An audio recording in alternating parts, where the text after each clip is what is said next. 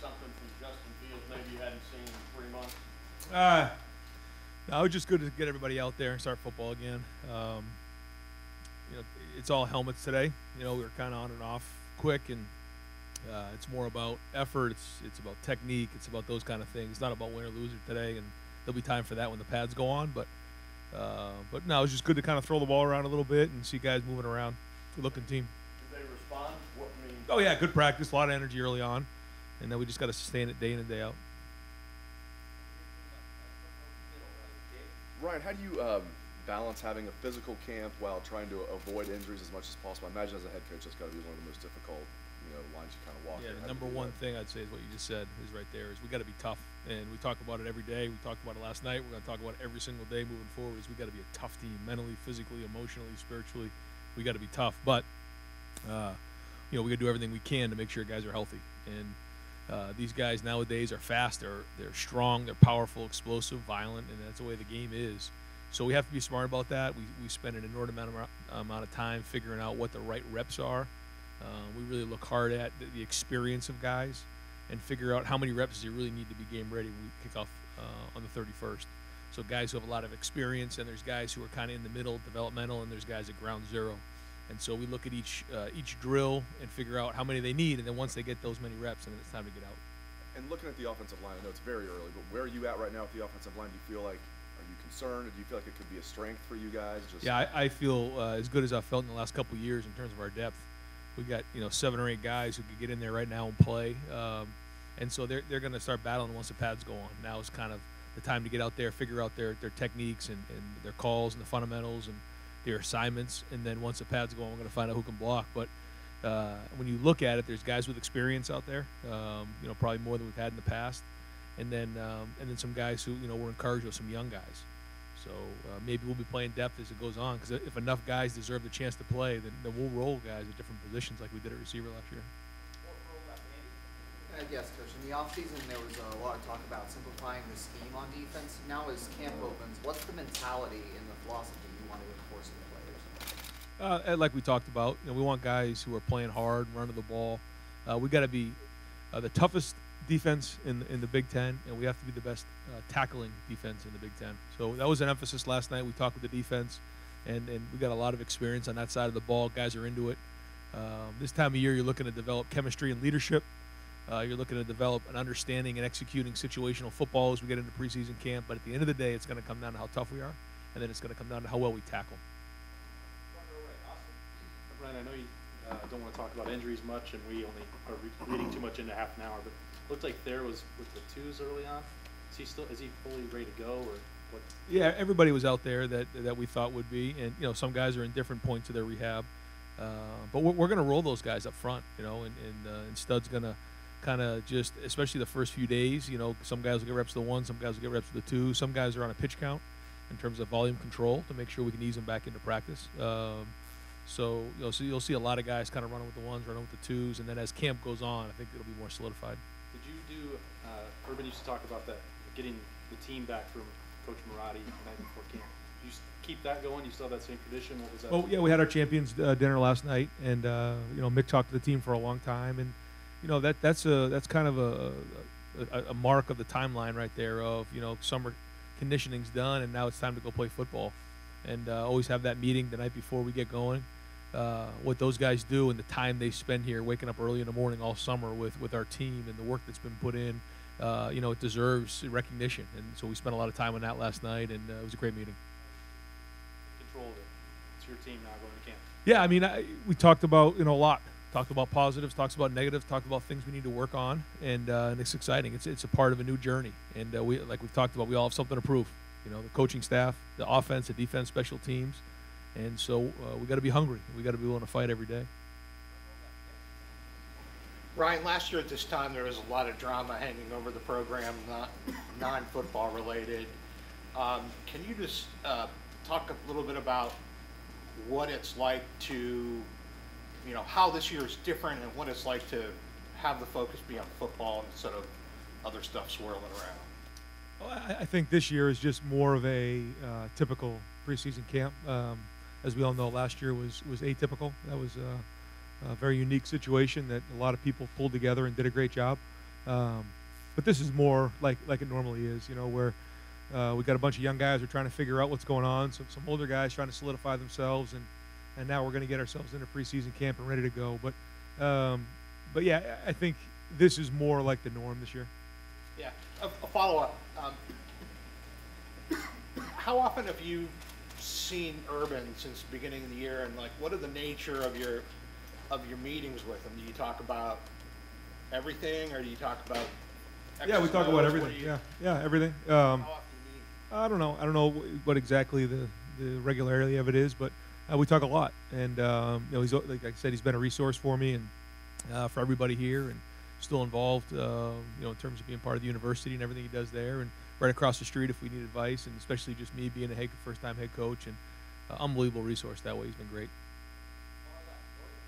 Coach, real quick, what time did you arrive on campus this morning, out of curiosity?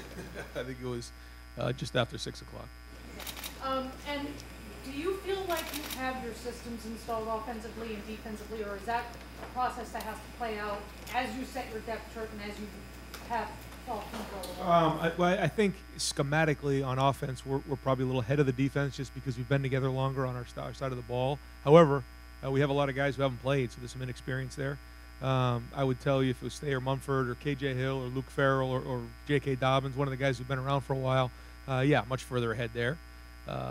But if you're one of the quarterbacks or you're Jonah Jackson or somebody like that, Garrett Wilson, though, we're just about where the defense is, which is about, I guess, 6 months into this thing. But I feel good. I feel good about where we are schematically right now, and now we just got to put it on the field and kind of see what schemes best fit our personnel. Because sometimes you make assumptions, even coming out of the spring, it's more about individual development. And then in preseason, you really, put your team together and kind of figure out where you are as a unit, as a team. And you make assumptions thinking you're going to be one way, and then as it goes along, you figure out that, maybe we need to go down this road. And so that's what the next few weeks are all about. Last year, the quarterbacks didn't play to the standard Ohio State expects.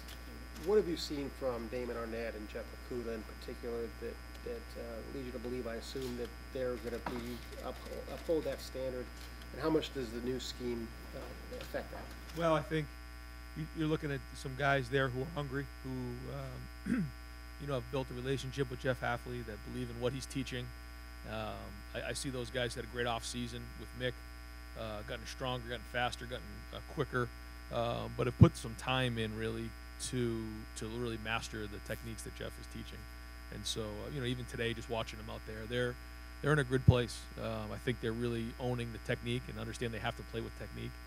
And so, again, we'll see once the pads go on and the games start happening. But I would be disappointed if all three of those guys weren't really good this year.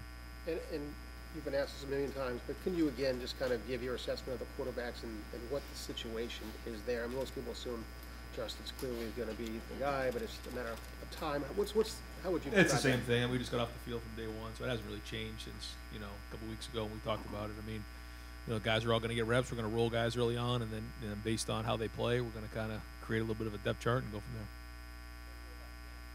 Ryan, you were asked about last year, but just how much do you draw from that opportunity that you had to be a head coach of a fall camp last year as you go into your second fall camp? Yeah, big time, because now this is the first time since I've become head coach where this is the second time I've done something. So when we had the meeting last night, that was the second time we did that last year.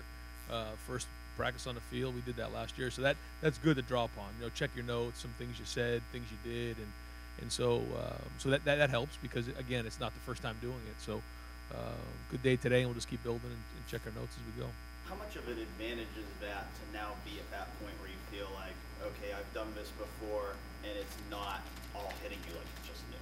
Yeah, I think in that again very unique situation, there was a lot going on and a lot getting thrown at me and the whole offense and defensive staff, and so we had to kind of manage it the best we could. But again, this year it's more like it is, which is you plan ahead, you put the practice schedules together, you put the training camp schedule together, you kind of organize that with a lot of thought ahead of time, and then you just go about the business of executing it now that we're here. Hey Ryan, I know that you had some evaluations of the quarterbacks that you brought in this summer. But seeing Gunner out there for the first time in practice, what are your impressions of him? I know that quarterback depth is probably one of the top concerns on this team. Yeah. I just didn't know when you got him out there, saw him with your eyes, like what your initial I was impressed. I thought, it's hard to know until you're really out there as a quarterback, until you play. And it was just in helmets today, but in a short period of time, I think he kind of picked up the offense pretty quick. I think he can diagnose and see the field, kind of has a good feel for it. So that was a positive. I thought he kind of moved the ball around pretty good today, made good decisions. And once he gets more reps under his belt, I think he'll get more and more comfortable and play with more confidence. I'm sorry, I know this just has to. Do you have a plan for how you want this to go in terms of naming a starting quarterback? Like, how many practices you? Is there like a idea in your head of how you want this to happen? No, because you just don't know what's going to happen. I mean, once you practice, anything could come up. A guy could step off the curb tomorrow. So you don't know. So you have to get as many guys ready to roll as you can. We want to get 3 quarterbacks ready to be able to play in a game, because you just don't know what's going to happen. Crazy things happen. You like to think that everyone's going to stay healthy. The reality of it is, when you look at the numbers around the country, that doesn't happen. So you have to get people ready. And then as it goes and guys start to step up and declare themselves, in certain positions, then we'll go from there. But typically the first couple weeks are more just competing, learning the offense, get to maximize yourself, and then the chemistry starts to build as you get into that third week. Second row right, Tony. Ryan, what's your philosophy on captains? How many are you looking for? When will that happen? Yeah, we usually do that in preseason. We kind of, get through the first week and then kind of, let the players vote on it. So we did last year, and then based on how the voting comes out, then we'll try to decide. I mean, sometimes when there's really good leadership, you can find yourself with maybe 4 or 5 captains. Sometimes maybe 1 or 2. And so we'll kind of do the same thing this year. We'll let the team vote, kind of see what the votes, how they come in. You like to have a couple on offense, a couple on defense. Ideally, you'd like to have a couple guys up front and then a couple guys in the back end with the skill guys. I mean, that's the ideal situation. But we'll see how the vote comes through, and then we'll decide from there. You have the deciding vote? Yeah, so the coaches in the end, I think once we get the numbers, we get together and we figure out, okay, here's what makes sense. And the guys who get a lot of votes, they're the ones that'll go in, and then if there's a gap in there, we just decide how many we want to go with from there. And Mickey is very much involved in that as well. You're good? Okay. Second row right, Bill. Ryan, you've talked a lot basically throughout the spring and summer about how much you all challenged JK. And I think on social media you guys posted the guys who were Ryan Buckeyes, he was one of them. Just wondering what you think of the way he's responded to the challenges he's presented him so far. It seems to me like he's very serious right now. I believe he lost 4% body fat, which is significant when you look at him, because there's not a lot of that, a lot of body fat on him. So that means he really worked hard this summer. But it's yet to be seen. We'll have to see how he does. I'd like to sit here and tell you I know what it's going to look like. I don't until we start playing games. And we talked about it last night in our offensive meeting. We talked about how he's got to make 3-yard runs, 5-yard runs, 4-yard runs, 6-yard runs. And then before you know it, you start leaning on teams. You can come out the back end and the home runs will hit naturally. And so he's got to run with his pads down. He's got to run hard. But then the other guys in that room got to pick up the slack for him too. Master Teague, DeMario, and then 2 young freshmen. They got to step up, and they got to bring depth there, because he's not going to be able to do it all himself. It's a long season, and we play pretty fast, and so we're going to have a lot of snaps every year. And so it's about that room, and then JK's the leader of that room. I was going to get to that, because as much as you've talked about how much you're going to have to rely on JK, how much of that is you don't quite know what there is behind him just yet with Master and Marcus? Well, it doesn't matter. Those guys are they don't have a choice. Someone's going to have to step up. So we're not just going to put JK out there like that. So one of those guys has to step up. Now, who's it going to be? Who wants to get the reps? Who wants to be the guy who gets those backup reps? They'll be dependent on preseason, but someone's going to do it. It's not like we're going to just put JK out there because we don't have any depth there. I mean, we've recruited well. Those guys are very talented. They're good kids, so somebody will step up. Yeah, number one, Ryan, is the beard, is that a preseason camp beard, a playoffs or bust beard, or is it going to stay? Well, I had one going before Big Ten Media Day, but then I figured I was going to shave it for that. And then I said, a preseason camp, I'm going to let it go, maybe for a week or so, and then I'll get rid of it again. Yeah. As you sat there and watched the quarterbacks today, do you feel a lot better about what you see than maybe you did 2 months ago? I mean, what's just your sense of the group Quarterbacks? Yeah. Hard to tell after day one. I'd probably know better in middle of next week of kind of how much progress we've made. I think they do have a better understanding of the offense. I mean, it couldn't be any worse. I mean, they just got here, so it's a sprint. Certainly Gunnar just got here, so every time he's doing something, it's for the first time. The good news is he has experience playing the game, when he was at Kentucky. So that part's good. He can draw upon something and say, I've done this, although we don't call it this. It's the same thing with Justin when he was at Georgia last year. So these guys have done some things, just not in this offense. But we'll have a better idea next week, I think. And two of the quickies. Y'all are number 5 in the first major preseason poll. Think that's legit for this team? What is it you sense about this team that replacing a lot of people, including the head coach? Yet people still. How legit is that to you? Well, I think there's obviously respect for the program, respect for the talent that's been recruited here, and respect for the guys who played last year who are back here. Respect for the coaching staff, respect for a lot of things. But truth be told, we haven't done anything. And like I said, we got to prove it. And what really matters is what it is at the end of the year. And so we got to do it. We got to prove that we're the best team in the country, and that's what we got to go about the business of doing every day. And the last thing, Chase Young seems to be asserting himself even more leadership-wise and stuff. What have you seen just over the last 2 years changes in him? He's a very likable young man. He guys like him. He's got a great, happy-go-lucky personality. But I see a little bit more seriousness now. I think he knows this is his time to really step up and be a leader. And time goes fast. Talked to the freshman about that the other day. Seniors always say, "Man, this went fast." Well, I'm just telling you, it's going to go fast. And I think he understands that. Is that this is a huge year for him. And every team that comes together, you only get 1 year as that team together. And then things change. People go on to the NFL. People graduate. Coaches leave. Whatever it is. So this is our one chance in this year to go be special. And I think he realizes that, and he's got to take advantage of it this year. Were you a captain in college? I was. What'd that mean to you? Being a captain is just the respect of your peers that you go with every day. It's one of those things you remember because what you think you are is one thing, but then when your peers vote you to be captain, then there's a certain respect, and it means a lot. You talked at Big Ten Media Days about the idea of you're going to have a green quarterback, especially for the first 6 weeks before that bye week. How does that realization sort of show up now? Is there something in how you practice, anything you said to the guys? I mean, you told it to us. It's obvious. You're going to have a young quarterback. But what does that mean in how you guys approach things? Well, I think everybody understands it. I think that, people have to pick up the slack around them.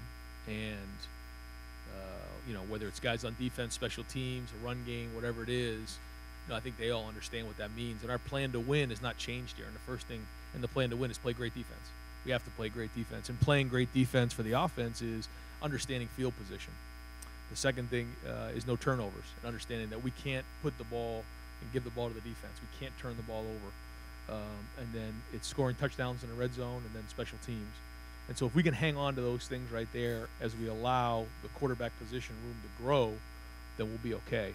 If we start to struggle in any of those areas, that's where we're going to run into issues. So play great defense, can't turn the ball over, and create turnovers. We have to score touchdowns. We're in the red zone, do a great job down there. And then we also got to play really good in special teams. And all the work the guys put in the off season, and the Champions Dinner, and Gold, Red, Blue, and Iron Buckeyes, and all the stuff, the way you reward them. When you get into preseason practice, how much does that stuff carry over? Do guys earn spots at the beginning of camp based on you kick butt in the off season and then the competition is on? How much does that, in your football evaluations now, how much do you consider all the work they put in the off season? Yeah, I mean, naturally what ends up happening is the guys who are gold guys, they find ways to be leaders, they find ways on the field, they find ways to make an impact. But then also it goes to show, we take care of those guys in certain areas. Like for instance, when we go to the hotel next week, the guys who are gold guys, they'll actually have their keys. If they need to go do something, they can go to the drugstore if they need to get something or whatever it is. We allow them to do those type of things. We treat the gold guys a little bit different because they're doing everything the right way. And so that carries over to the season as well. And it's almost like a everyday thing is that if you're blue, red, or gold, you get treated a little bit differently. And then that's why guys fight to get themselves into that gold position. And you get treated a little bit differently in the battle for playing time? Well, I think, from from academics to off the field to Coach Mick to the position coaches. When you're a gold guy, I mean, you're going to be front line. Now you have to go win. It's not going to guarantee anything. And it's like we say all the time. When you run a race, everybody runs a race, but somebody wins the race. And you got to win the race. You got to win a position. You got to win the game. And so, yeah, sure, those guys are treated like gold around here, but at the same time, you still have to play the game. You still have to win the position. Third row right. Kyle, we got time for just a couple more, folks. You kind of touched on this earlier, but in Chicago, you said ideally one of the quarterbacks would kind of separate and you'd have a starter then.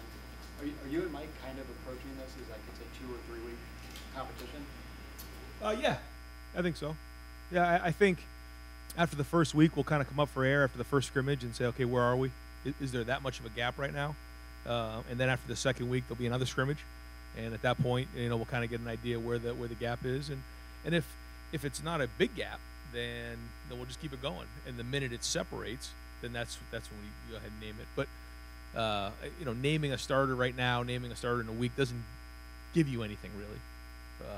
We want to make sure that guys are competing and we're getting everybody developed so that we have 3 quarterbacks ready to roll if we need to go play all 3. Go ahead, I'm sorry. Jerry gave us a tour of like the new stuff in the facility. Just in like this modern era of recruiting, just how important is it to kind of have among the best? Yeah, stuff? unbelievable. Yeah, the new addition is huge for us. It's really catapulting us in recruiting, which is really important. We say that we give, and create an environment which was one of the best in the country in terms of taking care of a student athlete, on the field, off the field, like everything here, and then, emotionally and socially. And so something like that is huge. Guys can come in here, they can spend all day here, play arcade, shoot baskets, play on the golf simulator, they can recover on the cryo, they can go upstairs, watch a movie, whatever it is, play pool. They can spend all day here, which is what we want. We want them to feel like this is their home. Yeah, Coach, just following off what Doug was asking about the gold, the red, and the blue. The program has been put in place with Coach Meyer for 7 years, 8th year now with yourself. He made it sound like blue was just you're one step from being out the door type thing, is kind of the way he portrayed it. Do you have many people at this stage, after this program has been established for so long, that are in the blue category? Or Well, we actually put the freshmen and the young guys, anybody who's new to the program is still in blue too. So it's actually a bigger number than you think. If you've been in the program for 2 or 3 years and you're still in the blue, that is bad. Yeah, you should not be in blue if you're in year 2 or 3. Something's gone wrong. You should at least be in. We don't. No, we don't. Most of those guys have moved into the red, and then a bunch of them moved into gold. Follow up on that for sure. Are there any underclassmen who may potentially be in the gold that you want to point out? No, nobody offhand. There's a lot of young guys who are talented who, they just have to prove themselves. It's like anything else. They're here, and you just have to prove themselves on the field. They got to prove themselves off. And second, you keep talking about the fact that the other positions around the quarterback kind of have to step up while there's a learning process. How quick does that learning process have to be? Is there like a week where, okay, that learning process needs to pick up a little bit more? No. It's every day. It's every day. We got to go, and then it's not going to be done week 1, week 2, week 3. You think about last year where Dwayne was. He was, he threw some interceptions early in the season. That really didn't matter because we were in some lopsided games. He made a couple of decisions that weren't great, and he learned from it. He learned from games the year before when we're playing Illinois and he just spits the ball up and they return it for a touchdown, and then JT had to come back on the field. Those are all the lessons that need to be learned. In his situation, it kind of worked out great the way it all happened, but there are learning lessons, and the only way to learn is to fail. It's the only way to learn. Just like if you're riding a bike, you don't just get on a bike and start riding a bike. You fall a few times, you figure it out, and then you learn to ride a bike. So that's going to kind of be the situation here too. And final question.